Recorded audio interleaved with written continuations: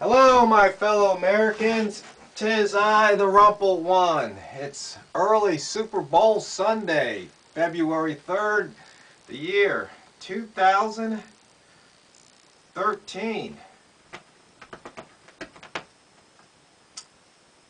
I always want to turn the ringer off so it doesn't disturb the video. I was reading in the Rural Light. It's a paper that mainly people in the rural part of the country get that belong to electric co-ops. And usually it has, stuff that interests people living in the country. Things like gardening and fishing and hunting. And then they usually always talk about the co-op and what it's doing for us. They usually profile a couple of people. They got some recipes. But it was interesting. Because I like to read. And this one article, it talked about, let's see, let me find it. It talked about how our co-ops lobby for us with Congress. Okay, now I can't find the article. Oh, here we go. Yeah, it's called The Power of Grassroots. Electric co-op consumer members can help shape rules and laws that keep electricity reliable, affordable, and environmentally responsible. Well, it got me to thinking about something.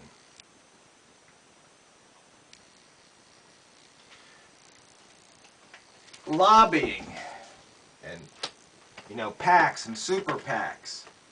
They have something that you and I don't. They have access to our elected officials. And I was thinking that what we need, what could be a solution and part of the problem, would be some type of equal access, equal contact amendment or regulation that says for every hour an elected official spends with a lobbyist group or a PAC, they have to give equal time to an individual citizen. Think about that for a second. That would give you and I, maybe if we're lucky enough, one-on-one time. Some serious one-on-one time. So if a lobby gets an hour of the congressman's time, some citizen that he represents gets an hour of his time. And what to do to make it fair is that they have to talk to somebody from at least one person out of each zip code that they represent. And of course, people in the zip code could either say, yeah, I'd like to talk to my congressman, or they go, you know what, I don't care. So the names go into a hat and one gets selected. And then maybe these congressmen would understand what we, the people who they supposedly represent, really want them to represent. They might get a better feeling for it. Now, once again, you might be thinking, oh man, you've been down, I knew you were down at the ocean the other day. Them negative ions must have really rattled your brain, because that's about the most harebrained idea I think you may have had. That probably ranks up with a few of the other ones. But you see, I think in these harebrained ideas I have, there's some kernels in there that can be mined, and maybe somehow we get what we want. Because like in this little, co-op, it says they have a grassroots program called Power of Community. And so, you're kind of one or two steps removed. Because, see, we're in a co-op, and then they're part of an association, which then talks to their lobbyists. I mean, it says these lobbyists deal with 2/3 of the U.S. House and Senate committees and subcommittees. Each year, hundreds of bills are introduced that could directly affect electric co-ops. Issues ranging from energy and climate change policy and disaster relief to endangered species protection and railroad reform.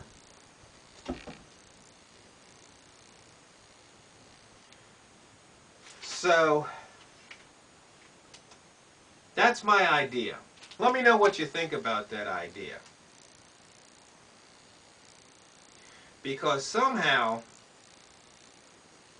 I think we the people aren't being heard or represented by Congress. I don't believe it. You know, I think if Donald Trump wanted to talk to his senator or congressman, they would talk to the Donald. But they wouldn't talk to you. And is that right? Is that fair? Is that what this country was built on? Because we're always hearing this thing about special interest groups. Well, I think this would take some of their, at least give us equal opportunity and time. And of course, when the congressman talks to an individual, they'd have to take notes, they'd have to file it. So it could be audited, saying, yeah, I talked to so-and-so from this zip code. You know, not have any personal information like address. But then if they need to, they could find out if this person really existed and what they said. Maybe even these talks, if they were done in person, could be videotaped and maybe even put on cable access. I think that'd be interesting. Like they have to Meet the Press. How about Meet Your Congressman? Where you get 2 or 3 people that just grill the congressman and don't allow any of that BS. You know, basically real in-your-face kind of stuff. Now that would be fun, wouldn't it? Not to mention, how would you like it? Go one-on-one with Obama. Oh, wouldn't that be fun? Which, by the way, I love those pictures of him shooting a shotgun. Having it way up here on his shoulder. Not to mention, they've already uncovered that when he was supposedly shooting the shotgun, he was actually golfing. But that's a whole different issue.